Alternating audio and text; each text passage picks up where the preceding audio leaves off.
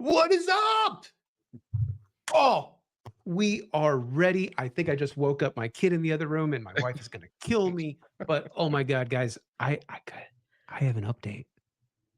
Tell Ready us. for the What's update? You your got to tell update? us. What's the update? Guys, we are at $28,000 raised. We are Oh, officially man. at the mark. We have matched Yay. the last rejection con, which, for those of us like to keep score, at least now we haven't done worse than last year. But going forward, we would like to beat last year. And Tara, I think you had a challenge you were putting out. I did, but I don't know who. We need to go find the numbers because I'm gonna match $500 if we raise that in the past like hour. So So we if need to you find haven't someone to donated, donate go 500 donate. bucks, is what I'm hearing. Yeah, so go donate if you haven't, and we'll count it. Yeah, All I know is, go ahead, I Bob. saw Derek Gabriel. No, I just saw a couple of people that were donating. I don't have the whole list in front of me, but I remember seeing Derek Gabriel yesterday from an Well, MSP in let's Hawaii. let's call some people out.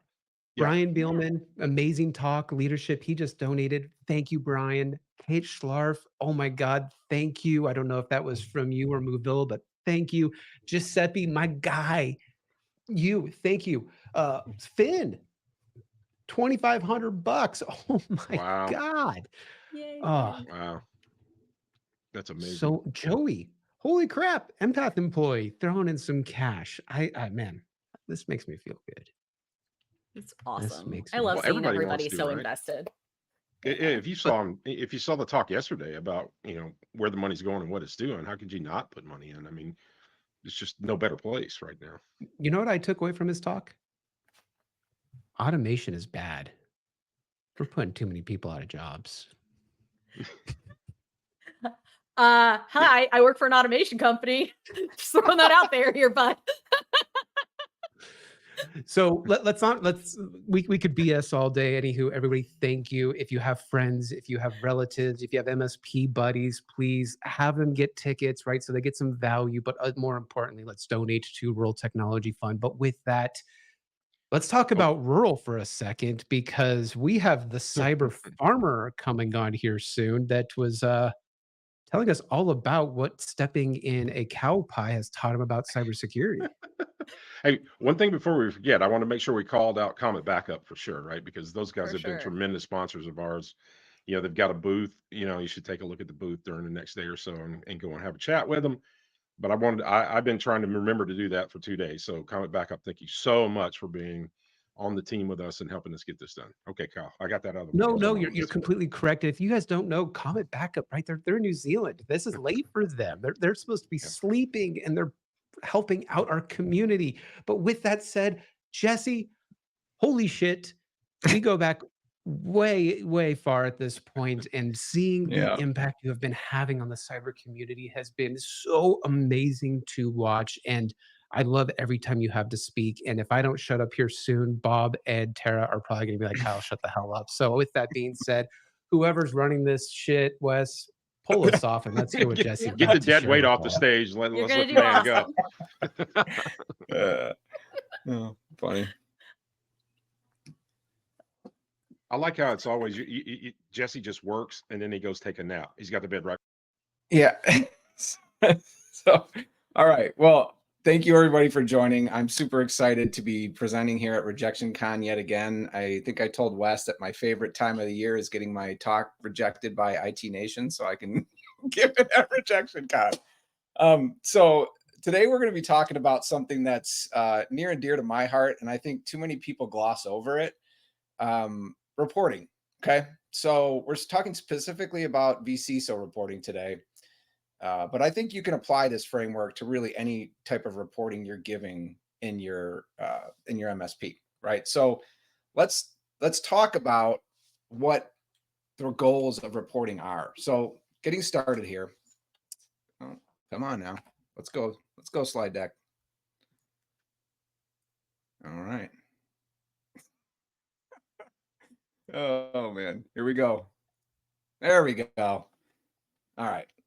So we're talking today about build a virtuous sales funnel through vCISO reporting. Well, what in the heck is a virtuous sales funnel? Everybody wants to know.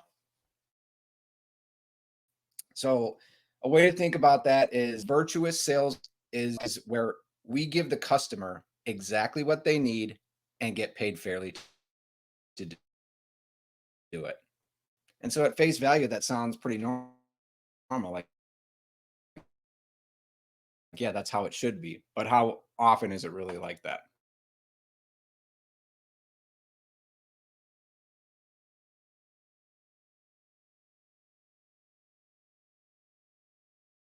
Looks like we lost our slide deck, maybe. Spent 12 of those years in cyber risk management for an MSP. Yeah, gremlins are back indeed. Well, we're going to try and get through this. I founded the company called Power PSA Consulting and created a system called the Power Grid vCISO system to help MSPs deliver vCISO services that actually enable their clients' business. Our mantra is value over everything. And so that's what we're going to talk about today, is how to give ultimate value through your cyber reporting. So I'm going to try and reshare here, and hopefully we don't get caught up.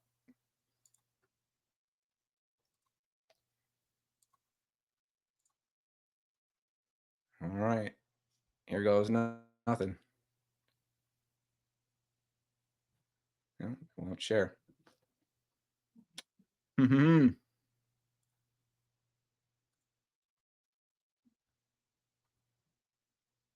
Try another window, see if that'll work.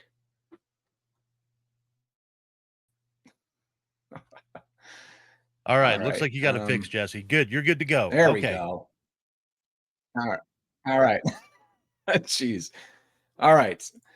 So restarting here. The hidden value in reporting. I want everyone to throw into the chat what they think the purpose of vCISO reporting is. So let's get some answers going.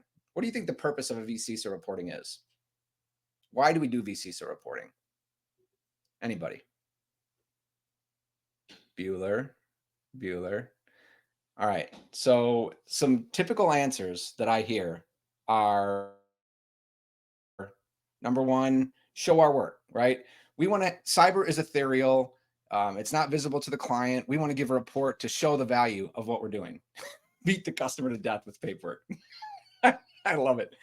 I love that, Derek. So show our work. That's okay, but I think it's kind of wrong. Why are we giving this service? What did we just talk about? It's about giving value, right? Value over everything. So in reporting, the client is the hero, not you. And I think most MSPs that I work with get that wrong right off the bat. It's like, we want to show the client all the stuff that we're doing for them, right? What's that about? It's about you, okay? So flip that on its head. Reporting is to have a business strategy discussion that happens to be about security with the client, okay? So there are some benefits for us, no lie, okay? So number one, we want to ensure that we're aligned with client expectations, right? And we're doing the things that they want us to be doing. Number two, we're going to make sure the client understands their posture and what their responsibilities are. Number three, we're going to create a shared vision and build consensus for an improvement path with the client, okay? Number four, we're going to anchor security initiatives to business outcomes. And number five, we're going to protect ourselves from the ultimate client deal killer. We thought you had that covered, right? We thought you were doing that for us already. Okay. So we're level setting with the client. Those are the benefits for us. All right. But let's talk about what the benefits for the client are. The benefits for the client are to get control of their security destiny, right? And this is probably the biggest one that I hear resonates with stakeholders, is we are going to help them simplify their decision-making. This is the why for cyber. vCISO risk services give us the why. Why should we do anything? I think I was in Will's talk last hour with Wes, and he had a comment that said, you know, what is the acceptable level of risk tolerance, right? The client has to understand that. Now, the other thing is that we're going to give noise reduction and the easy button for tactical execution, right? Client gets simplified decisions. They get to make an easy decision, okay? And then we're going to evidence due care for insurance, regulatory, or contract purposes. And yes, to make sure that they're getting their money's worth, okay? The question is then, while you're here, how can these drive sales? Should they drive sales? I hear a lot of people saying, like, this is unethical now, Jesse. You're talking about going in and kind of using the Trojan horse of reporting to sell the client something. Well, did you not hear me?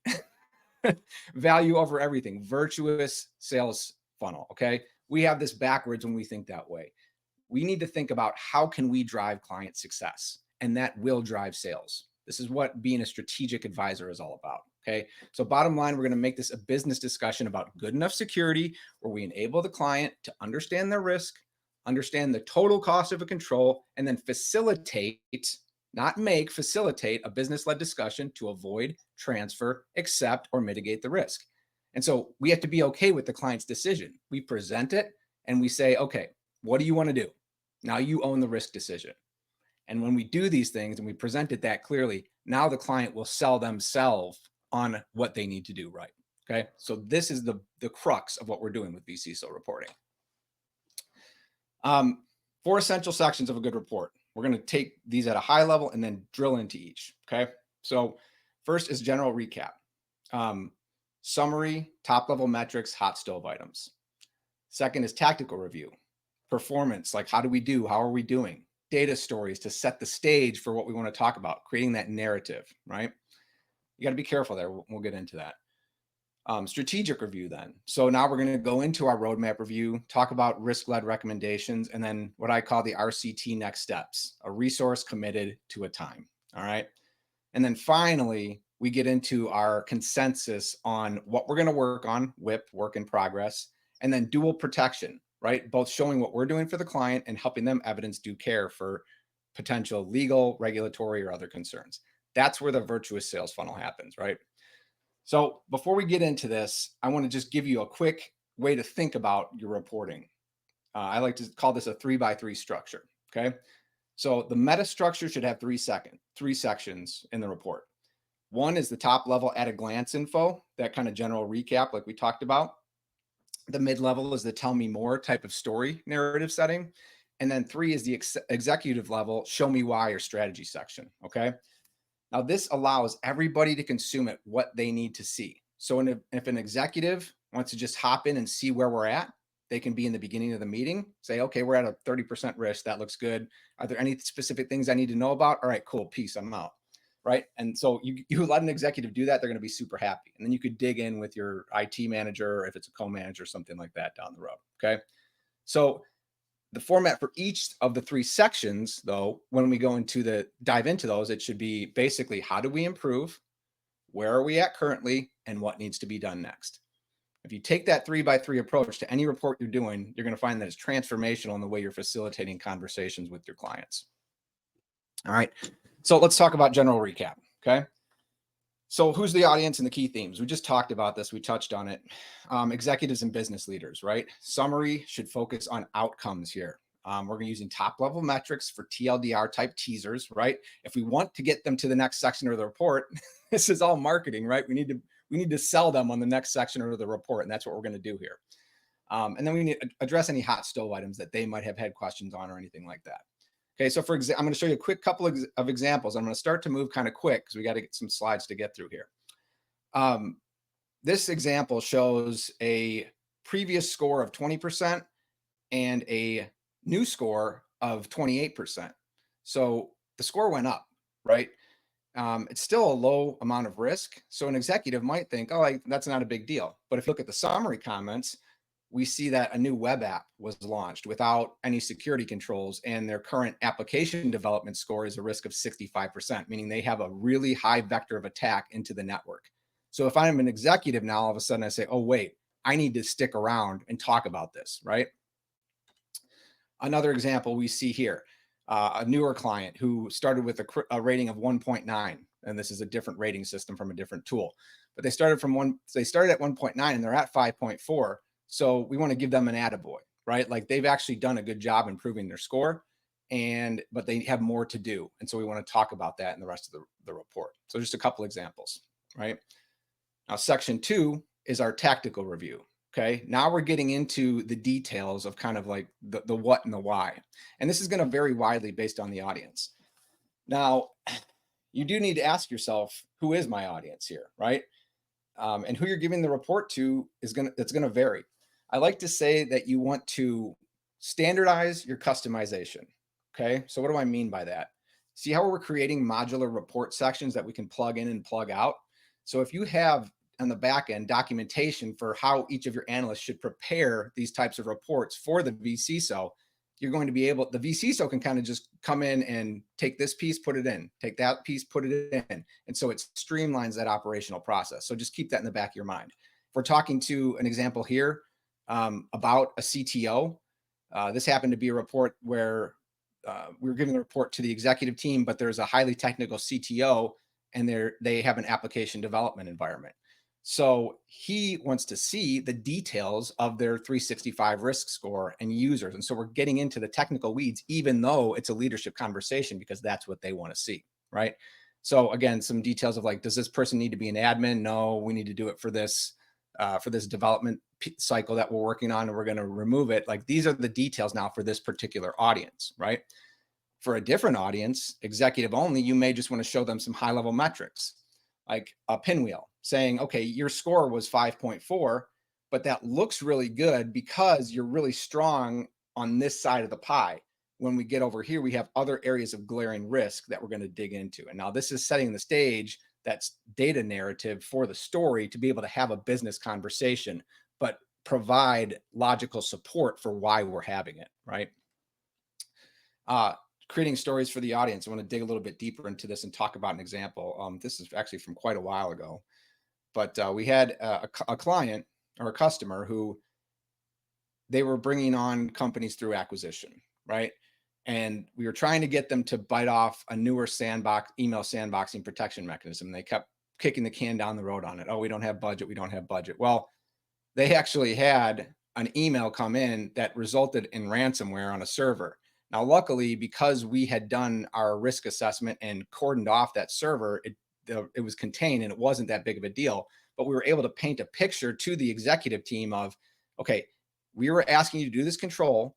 This email came in, caused this ransomware attack. It could have been much worse, right? We saved your behind on this, but this is why we're asking you to do this. Now, this is why we're going to have this conversation, this risk conversation about should we or shouldn't we do it, right? Again, other things like end user training. Why do we do end user training? Why did we ask you to put in this end user training? Oh, all of a sudden we see the click rates go down, down, down. And when we implemented the report button, all of a sudden there's this huge green spike in users being aware and reporting emails. Okay, we're demonstrating that the security controls are doing what they're supposed to, and we're showing value, and we're showing the client that they're meeting requirements. And this was a regulatory requirement for this client. The other thing is we want to talk about, if we are going through reports, you're going to have some false positives. So you want to make it easy for them to understand. Okay, they see this, right?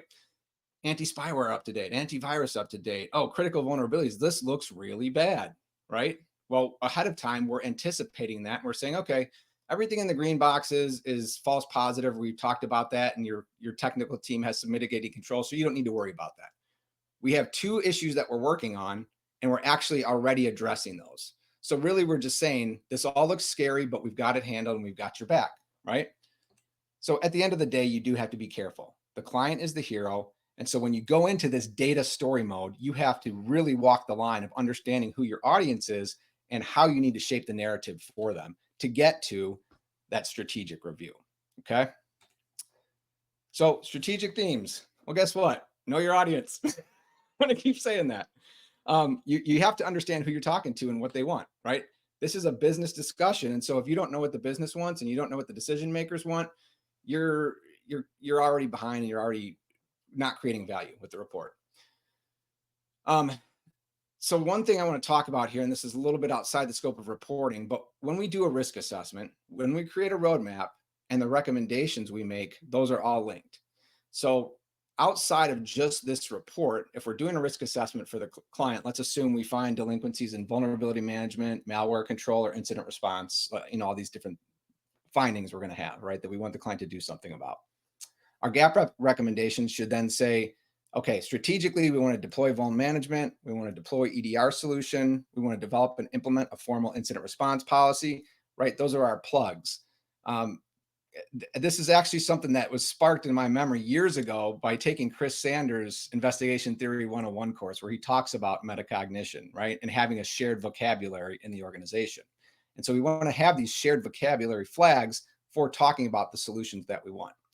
So our controls matrix will then map those recommendations to a quote or service that we can offer to the client. Again, not selling it to them, but saying, here's what you can do as an easy button to eliminate this risk. So that is how we get to the roadmap, review, and adjustments, and then make those risk-led recommendations through business outcomes and document them, right? At the end of the day, we always want to use the RCT framework for accountability. So when we're talking through this stuff, we say, okay, we're documenting this in the report, right? Okay, here's all the things we talked about. Here's the reason we're asking you to do this one control. And here's the outcomes that are potential to the business if you don't do it. Think of that ransomware with the server incident, right?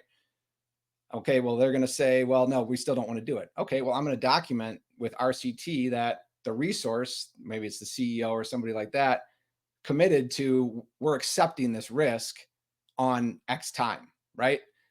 Now, when people know that they're going to be held accountable and that their decisions, they're not going to be able to squirm away from those, this is when the customer starts to make the right decision. And this isn't about getting somebody in a gotcha moment. This is about creating an environment of accountability and drawing clear lines about who's doing what and who's making decisions. This is how we provide value to the business, right? So if they say, okay, we're not going to do that, we're going to roll the dice and take our chances, that's great. I've had clients like that who we did this process. They said, no, we're not going to do the things you're saying. We say, great. Okay. We've documented it. It's very clear. You understand the risk. They ended up with ransomware 6 months later.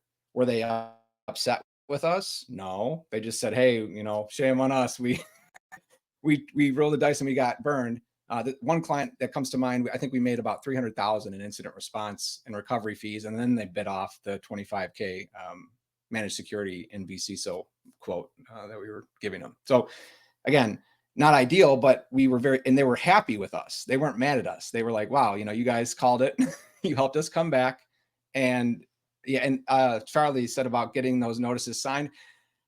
Like signature, I reserve that for like really tough customers who are like on their way out and it's a contentious relationship.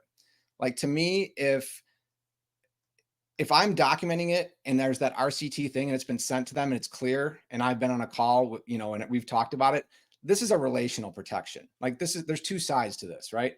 One is our MSA should protect us, right? We should have legal cover and this should be very clear in our MSA. If we're doing this right and providing this due care evidence, like we have legal cover very tight here, but that doesn't protect the relationship. What we're doing right here is we're creating accountability and creating a strategic relationship with the client. So when they say, okay, mea culpa, we shouldn't have done that. But we know you told us, right? So this is a relationship piece. And I think that's the way to think about it. All right. Section 4, future planning. This is really where we get into that WIP, work in progress or dual protection. So what do I mean by that? So work in progress means what are we going to be working on in the next cycle? Okay. We have to understand that we can't do everything. We can make these recommendations. I mean, you see this example roadmap here, right? It's got a ton of things on it. You think the customer can bite that all off at once, or do you think we want them to? No, that would crush both of our operations to do that. So we're going to drip things in and continually improve and move the needle to the right. Okay. So, but we have to demonstrate due care, especially if after the fact there's a breach and they get into litigation, like you guys were negligent. Well, no, we have a very well documented cyber program that we were moving the needle effectively every meeting and every quarter, right? So this is providing dual protection for the customer. It's providing dual protection for you.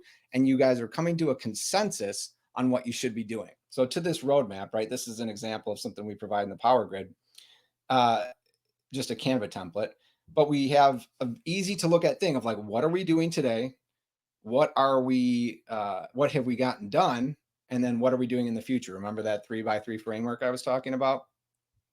Here for this example, we had met with looks like we lost a slide. There we go. In this example, we had met with this was an international telecom over in an emerging market country, which is a very interesting engagement, but they were not doing much for their cyber. So when we came in and made all these recommendations, the board kind of bit our heads off, right? And said, well, I can't believe you're saying that we have to do all this. And again, you have to be a very controlled in that situation and say, okay, well, I get it. This isn't great, but these are the facts of the matter. Right. And so you know, you have to think about it like when you get hard advice, how do you react? Well, I know for me, I kind of bristle and I don't want to hear it, right? Like I might even get upset with the person that's giving me that good advice. But, you know, later on that day, I'm going to be like, yeah, they were probably right. And so that's what's going to happen in a lot of these things. So you got to pull the Band-Aid off and have the tough conversation.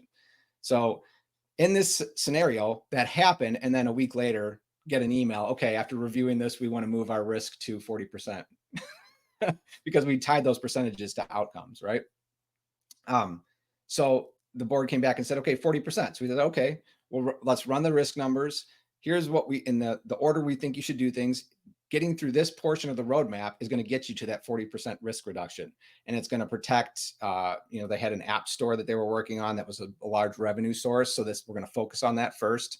And then we're going to focus on your telco operations, because again, that's a big revenue driver for the company. So we underpin this all with business processes and said, okay, these are the shared consensus of the things we're going to work on. And then in the next cycle, we're going to work on the things to get the risk down to like a 20%, right?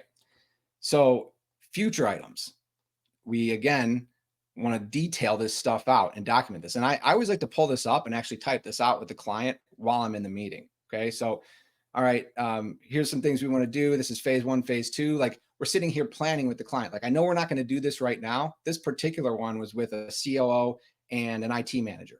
So, okay, we can't do this, this whole, I think it was an Intune and Entra migration. We can't do this right now because of a couple limiting factors that are going on. So we're going to plan for this next quarter. Okay, so what has to happen next quarter?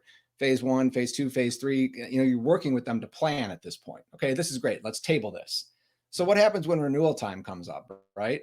I actually take this stuff and I plug it into the renewal agreement saying, hey, here's the initiatives that you said you wanted to work on in the next cycle. So now you're tying those business initiatives to renewals, and that's super powerful, right? Some other, I'm running out of time here, so I'm going to skip over this. These are some additional examples, but again, I want to talk, these are those examples of renewal items that you can plug in, that you put in your report, and then you can transfer those over to your renewal scopes when you go through with that. And right, having just like a modular section that you can plug that into, again, standardizing how you customize. So how do we turn this into more business? Did you not hear me? We do a general recap, we do a tactical review, we do a strategic review, and we plan for future initiatives. And that's what gives us our virtuous sales funnel, right? We only convert if we're being stewards of our client and truly seeking their success, right? And this is what the sales bros don't want you to know, is that you don't have to use mental tricks to get somebody to buy, right? Brian Gillette has a great take on this, and I hope you guys attended his talk earlier. But bottom line, we don't have to send emails like, I guess cyber isn't important to you anymore, or, you know, you're going to get hacked. No, we want to help enable your business. We want to learn about your business. We want to understand what's important to your business, and we want to recommend controls like brakes on a race car to help you go as fast as you can without crashing, right?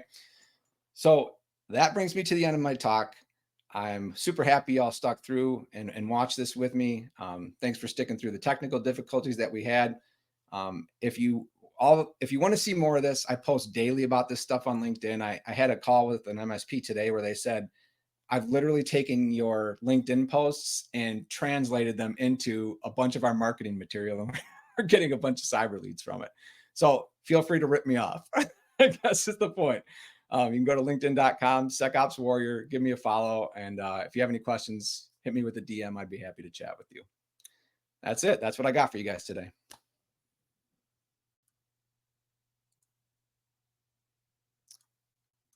I think we wanted to do some questions. So if anybody wants to drop some questions in,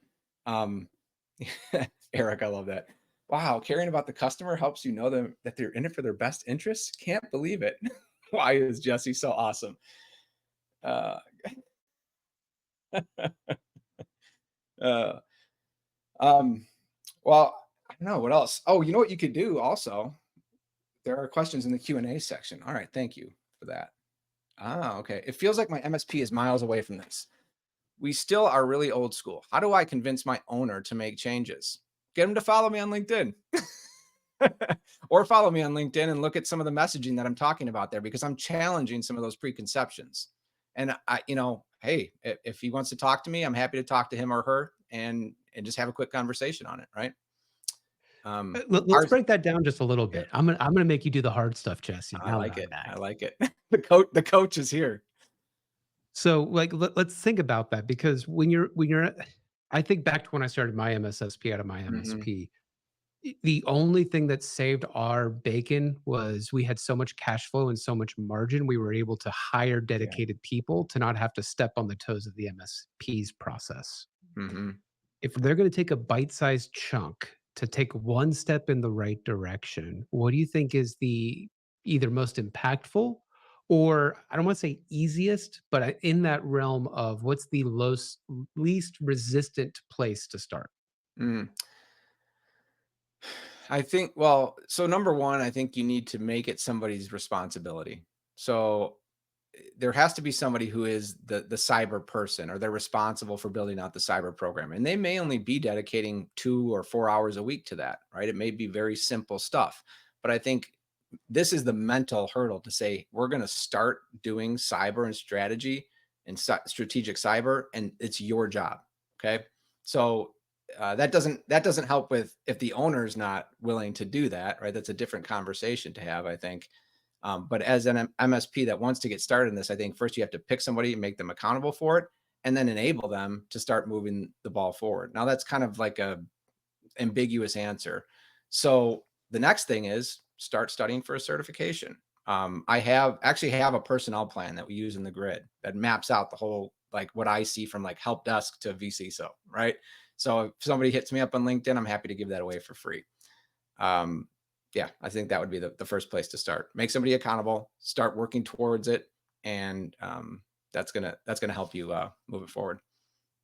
Completely. And, I think the nail on the head that I would agree with you on there is everyone has to be committed to the strategy. This is That's not it. going to be something that happens out of a basement that Yeah, someone does in their after hours, right? After their 8 to 5 of yeah. working tickets and being fucking dead, Hmm. right? It needs some conscious effort.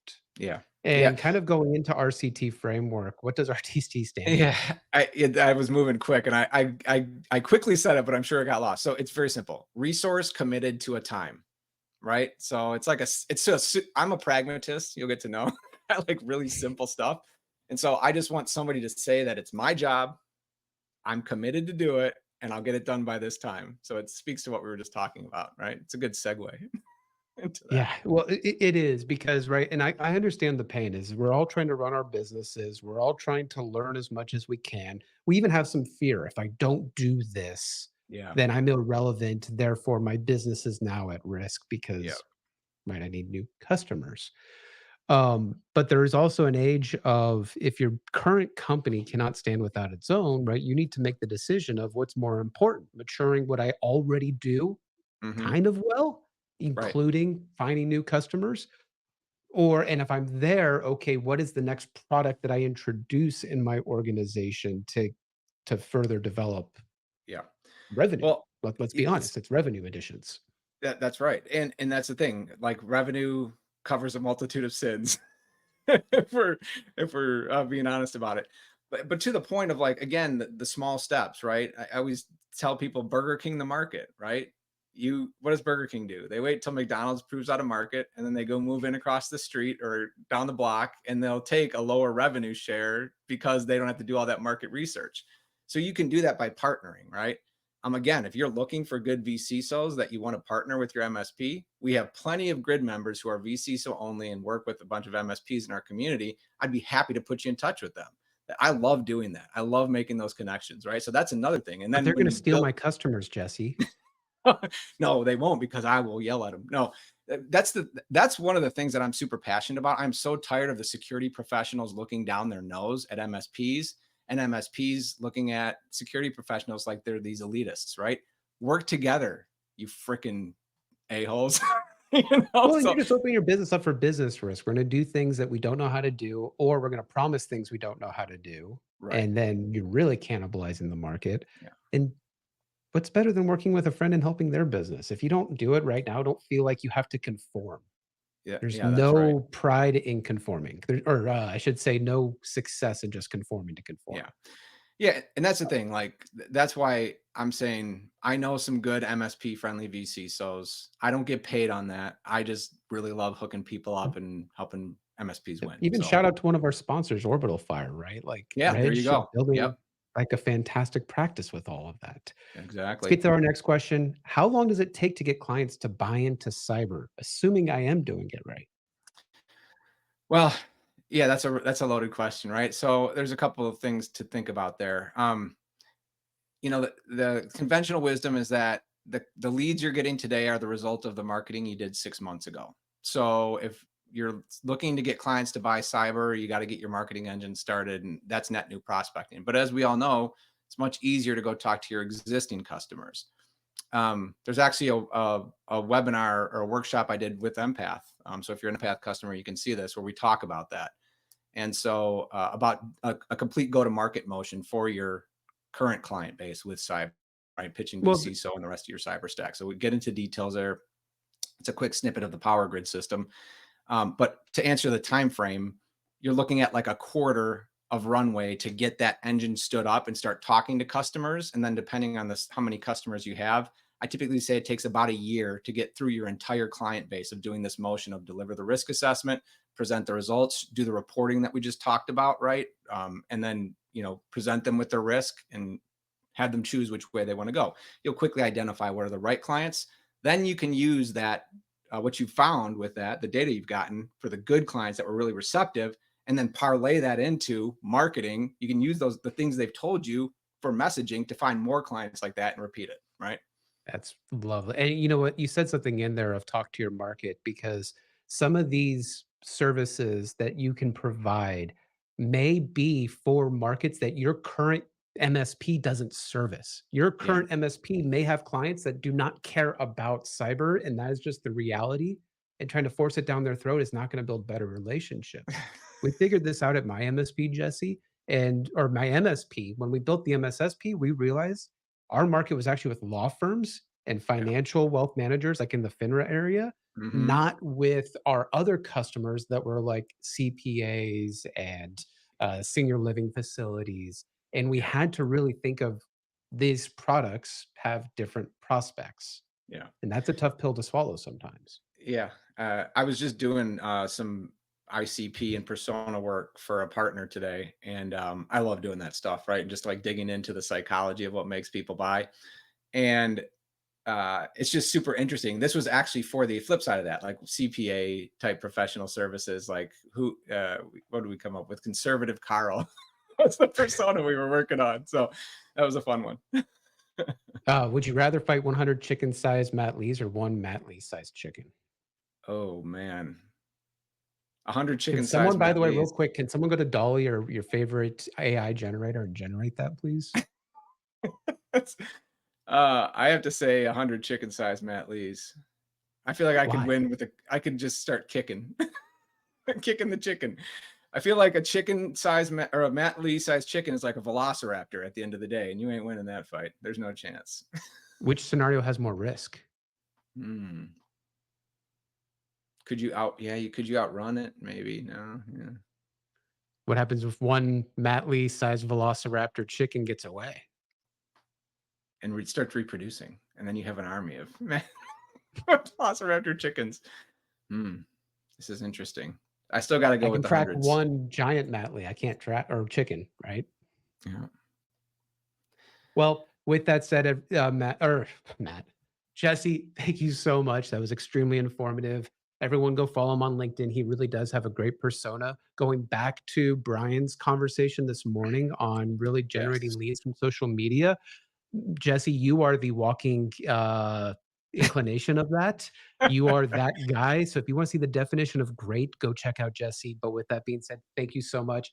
Everybody, we're going to kick it off into closing remarks. Everyone go refresh your drinks. Find that elusive snack bar that Wes promised me that I still can't find. And we'll see you guys in a few minutes. There's a special guest that will be with us, and I can't wait for us to chew the fat. All right. Thanks, guys. Do we just